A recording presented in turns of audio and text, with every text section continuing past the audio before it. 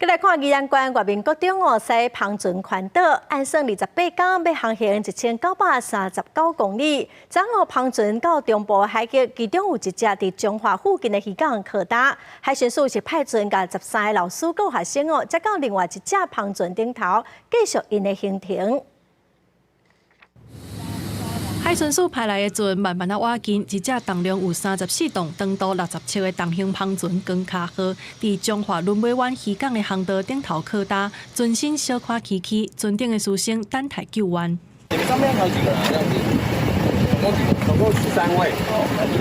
宜兰县高边国中小这个月初5，136个师生展开接力驶船驶台湾一年的计划，由苏澳港出澎。迄当阵总统赖清德亲身到现场甲祝福。海巡署第3海巡队表示，宽大的澎船“光卡号”甲“阿木号”7月15早起入去到轮尾湾渔港补给的时阵，拄到退牢，其中“光卡号”靠搭，船顶13个师生由海巡署接送来到阿木号继续行程。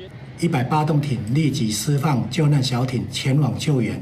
于上午10时许，将所有人员全数接驳离开搁浅船，再接驳至到另一艘帆船上。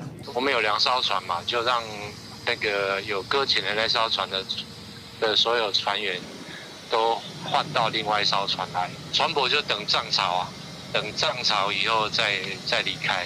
航方强调，光卡号伫7月15下晡4点已经借电楼脱困，16暝是2点起到后一站澎湖。海巡署表示，师生的澎船入去到中部海域的时阵，就有派巡防艇伫边仔咧介护，全部人员拢平安。记者综合报道。